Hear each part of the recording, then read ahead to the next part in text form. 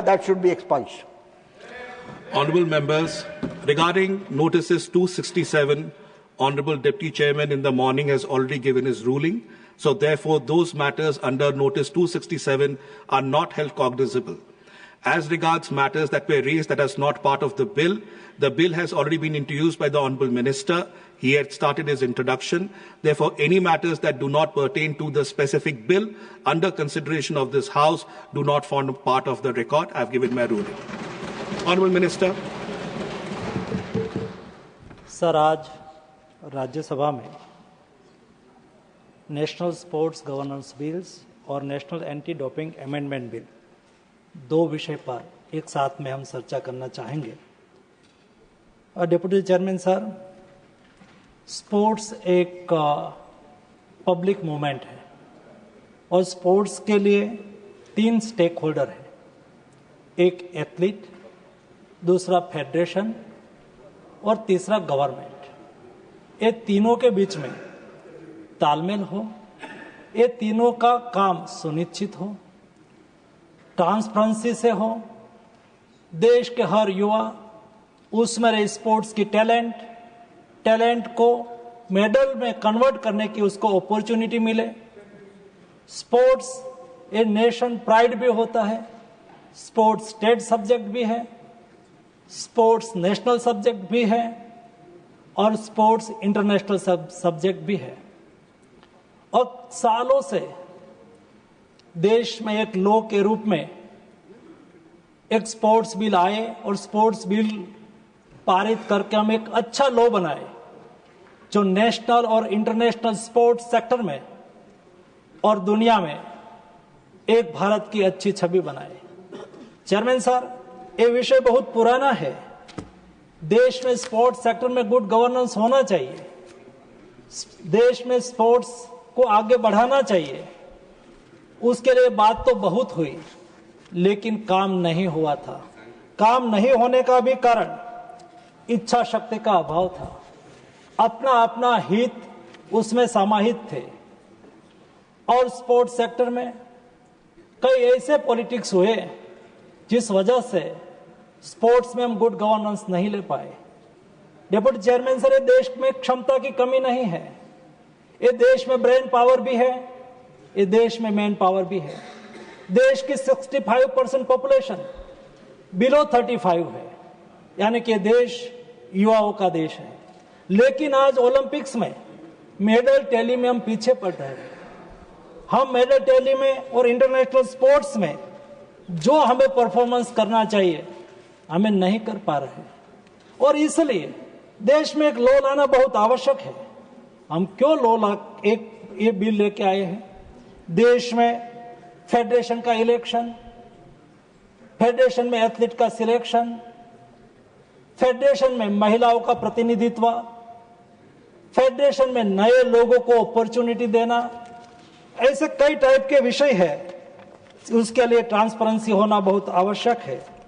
आज मैं देखता हूं देश में 350 से अधिक कोर्ट केस है। फेडरेशन में इलेक्शन हुआ, कोर्ट में चला गया, कोर्ट ने उसमें एडमिनिस्ट्रेटर रख दिया और जब फेडरेशन में डिस्प्यूट होता है तब एथलीट का भविष्य अनिश्चित हो जाता है, उसके पर बुरा प्रभाव होता है। ऐसे 350 से अधिक कैसे इलेक्शन होना है? इलेक्शन स्टेज पर, रिजल्ट स्टेज पर, इलेक्शन के प्रारंभिक स्टेज पर बार बार कोर्ट मैटर हो जाती है। मैं देखता हूं वर्तमान समय में पिछले 1 साल से मैं भारत सरकार के स्पोर्ट्स मिनिस्टर के रूप में देख रहा हूं, लीगल पैरालाइसिस की स्थिति है। देश में बॉडी में कितना मेंबर होंगे? कई फेडरेशन में कई ज्यादा मेंबर हो जाता है, कई फेडरेशन में कम मेंबर होता है और एथलीट 50% हमारी महिला है। ये महिला को प्रतिनिधित्व मिलना बहुत आवश्यक है और कई महिला खेलती है, उसका कोई प्रश्न होता है, उसका कोई इश्यू होता है, उसको एड्रेस करने के लिए एथलीट कमीशन में महिलाओं का प्रतिनिधित्व होना बहुत आवश्यक है। ऐसी कई टाइप की सिचुएशंस आज हमारे सामने है जो हमें स्पोर्ट्स सेक्टर में आगे बढ़ाने में बाधा आ रही है। प्रधानमंत्री जी ने कहा कि हमें आने वाले 10 साल में देश को स्पोर्ट्स सेक्टर में दुनिया में 1 से 10 क्रम में लाना है। हमें जब देश आजादी का शताब्दी वर्ष मनाता हो, यानी कि देश आजादी का 100 वर्ष मनाए, हमें विकसित भारत बनना है। विकसित भारत केवल इंफ्रास्ट्रक्चर डेवलपमेंट को मोदी जी ने नहीं कहा है, मोदी जी ने कहा है कि देश सर्वांगीण क्षेत्र में उन्नति करे। स्पोर्ट्स सेक्टर में भी हम दुनिया में 1 से 5 नंबर के मेडल टैली में आना चाहते हैं। उसके लिए स्पोर्ट्स सेक्टर में गुड गवर्नेंस ये बहुत आवश्यक है। और आज दुनिया में मोदी जी ने कहा है कि हर स्थिति में हमें वर्ल्ड क्लास बनना है। हमें दुनिया में जो रूल्स रेगुलेशन है, दुनिया में जिस टाइप का गवर्नेंस है, ऐसा गवर्नेंस हमारे देश में भी होना चाहिए। आज दुनिया में 20 देशों में स्पोर्ट्स लॉ है, हमारे देश में नहीं था। मैं संसद से माननीय सदस्यगण को रिक्वेस्ट करूंगा, लोकसभा ने पारित करा है, जब राज्यसभा बिल को पारित कर देंगे तो हम 21वें कंट्री बनेंगे जिसमें स्पोर्ट्स लॉ हो और लॉ के मुताबिक हमारे देश में गुड गवर्नेंस चलता हो। माननीय अध्यक्ष महोदय, उसके लिए बात होती रही जैसे मैंने बताया, लेकिन इच्छा शक्ति का अभाव से हम उसको बिल में लॉ में कन्वर्ट नहीं करें। पहले सबसे पहले 1975 में ये देश में स्पोर्ट्स के लिए गाइडलाइन बनाई और एक गाइडलाइन के मुताबिक स्पोर्ट्स गवर्नेंस होता था। 1985 में पहली बार 1985 में यानी कि आज से 30 साल पहले एक प्रयास हुआ, एक स्पोर्ट्स बिल का ड्राफ्ट बना, बट आगे नहीं बढ़ पाएगा। 2011 में एक स्पोर्ट्स कोड बनाया गया, वो भी कोर्ट में चैलेंज हो गए, उसके पर कोई नतीजा नहीं निकला। 2011 में उसके एक बार कोशिश करी गई कि हम स्पोर्ट्स बिल को कैबिनेट में लाए, लेकिन कैबिनेट तक नहीं पहुंच पाया था। 2013 में यहां अजय माकन जी नहीं है, लेकिन मैं उसका उल्लेख इसलिए करूंगा, उन्होंने कोशिश करी थी स्पोर्ट्स बिल लाने की, उन्होंने मेहनत करी, कैबिनेट तक ले गए, लेकिन कैबिनेट में कई सदस्यों ने उसको सहयोग नहीं करा और कैबिनेट से बिल को डिफर होना पड़ा, क्योंकि स्पोर्ट्स सेक्टर से जुड़े हुए लोग और उनकी दरमियानगिरी से ये बिल कैबिनेट से पारित नहीं हुआ था। और उनके बाद 2017 में एक नया स्पोर्ट्स कोड तो ड्राफ्ट करा गया, उसको भी कोर्ट में चैलेंज करा गया और 2019 में एक कोर्ट की कमेटी ने उसके ऊपर डिटेल अध्ययन करने के लिए कहा, लेकिन वो आगे नहीं बढ़ पाया। अंतोगत्वा 2022 में कोर्ट की दरमियानगिरी से 13 पॉइंट का एक स्पोर्ट्स कोड तैयार करा गया। ये स्पोर्ट्स कोड के तहत आज स्पोर्ट्स गवर्नेंस हो रहा है, लेकिन मोदी जी की इच्छा शक्ति का ये परिणाम है। मोदी जी ने कहा कि हमें स्पोर्ट्स सेक्टर में आगे बढ़ने के लिए स्ट्रक्चरल रिफॉर्म करने की आवश्यकता है और स्ट्रक्चरल रिफॉर्म करें, हम एक के बाद एक सीक्वेंस में करें। जब आज से 11 साल पहले मोदी जी ने जब से देश के प्रधानमंत्री के रूप में काम करना चालू करा, स्पोर्ट्स की एक इकोसिस्टम क्रिएट करने के लिए देश में खेलो इंडिया नीति लाया। खेलो इंडिया कार्यक्रम से आज देश में स्पोर्ट्स एक मूवमेंट बनी। खेलो इंडिया स्कूल गेम्स, खेलो इंडिया यूनिवर्सिटी गेम्स, खेलो इंडिया पारा गेम्स, खेलो इंडिया विंटर गेम्स, खेलो इंडिया ट्राइबल गेम्स, खेलो इंडिया नॉर्थ ईस्ट गेम्स, खेलो इंडिया स्वदेशी गेम्स, ऐसे कई टाइप की खेलो इंडिया के अम्ब्रेला के नीचे स्पोर्ट्स मूवमेंट होने लगी। देश में एक स्पोर्ट्स का माहौल बना। माहौल बनने के बाद उसको मेडल टैली में कन्वर्ट करने के लिए मोदी जी ने टारगेटेड ओलंपिक पोडियम स्कीम चलाई। देश के एथलीट जिसमें क्षमता है, जिसमें टैलेंट है, ऐसे एथलीट को आर्थिक संसाधन की कमी नहीं रहनी चाहिए। उसको विदेश में खेलना है, वो जा सके, विदेश में ट्रेनिंग करनी है, ट्रेनिंग कर सके। उसको बेस्ट कोच चाहिए, कोच लगा सके, विदेश का कोच चाहिए, विदेश का कोच लगा सके। उसको विदेश की कोई एकेडमी में ट्रेनिंग के लिए जाना है, जा सके। उसके लिए जो भी खर्च की आवश्यकता हो वो भारत सरकार की ओर से करी जाए, ये मोदी जी ने सुनिश्चित करा। के बाद तीसरा रिफॉर्म के रूप में देश में एक खेल नीति होनी चाहिए। कैसे हमें देश को आगे खेल सेक्टर में ले जाना है, उसकी कार्य योजना कैसी होगी, उसके स्टेक होल्डर कैसे होंगे, उसमें गुड गवर्नेंस कैसे आएंगे, उसके लिए मोदी जी ने खेलो इंडिया, खेलो भारत स्पोर्ट्स नीति डिक्लेयर करी।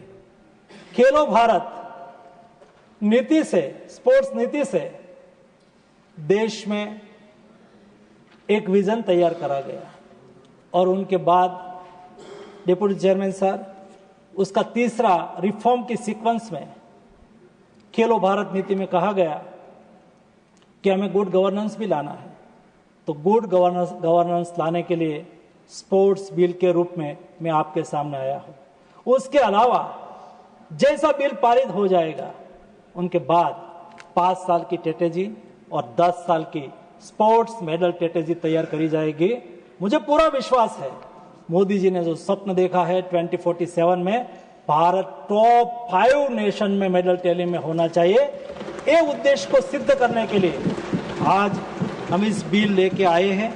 इस बिल में नेशनल स्पोर्ट्स बोर्ड होगा, जिस बोर्ड में ऑल देश के सभी फेडरेशन, उसका रजिस्ट्रेशन होगा और जब डिस्प्यूट होता है तो कोई कोर्ट में जाने के अलावा उसको नेशनल स्पोर्ट्स ट्रिब्यूनल की रचना करी जाएगी।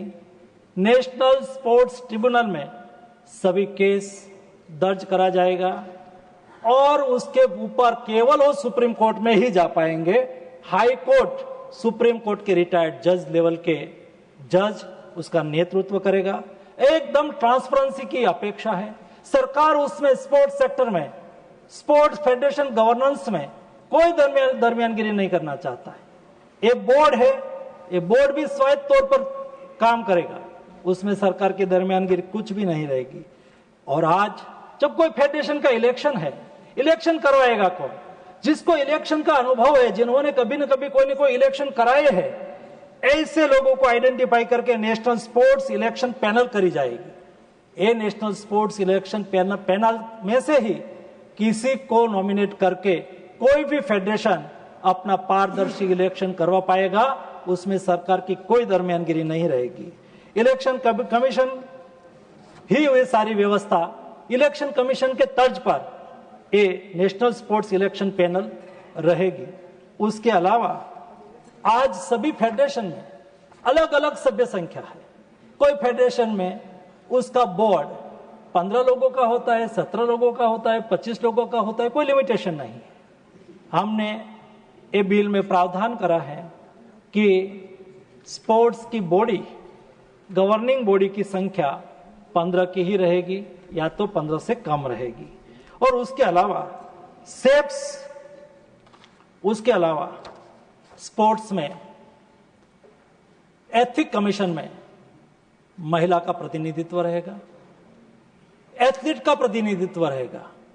फेडरेशन में भी 2 गवर्निंग बोर्ड में 2 एथलीट रहेंगे। मिनिमम 4 महिला इस बोर्ड में रहेगी ताकि महिलाओं का भी इस बोर्ड में प्रतिनिधित्व हो। एकदम पारदर्शिता के साथ देश के सभी एथलीट को जस्टिस मिले, अपनी क्षमता के आधार पर परफॉर्मेंस करने की अपॉर्चुनिटी मिले, गुड गवर्नेंस हो, सरकार सपोर्टिव रोल में रहे, ओलंपिक चार्टर का पालन हो, अच्छी तरह से गुड गवर्नेंस हो और देश स्पोर्ट्स सेक्टर में आगे बढ़े, उस उद्देश्य के साथ ये बिल लाया गया है। और उसके अलावा यह national anti doping amendment bill है। हम नेशनल डोपिंग अमेंडमेंट बिल वाडा कोड को अलाइन करने के लिए लाए हैं। उसमें ट्रांसपेरेंसी हो, नाडा को स्वायत्तता मिले, उसमें कोई इंटरेस्ट ऑफ कॉन्फ्लिक्ट ना हो और देश में डोपिंग के खिलाफ हम मूवमेंट अच्छी तरह से कर सके, इस उद्देश्य को सिद्ध करने के लिए national anti doping amendment bill भी उसके साथ लाए हैं। दोनों बिल पर माननीय सदस्यगण विचार करें और पारित करें, यही अपेक्षा। धन्यवाद। Thank you. Motions moved the National Sports Governance Bill 2025 and the National Anti-Doping Amendment Bill 2025 are now open for combined discussion. I'll now call upon the members whose names have been received for participation in the discussion. Shri Narhari Aminji.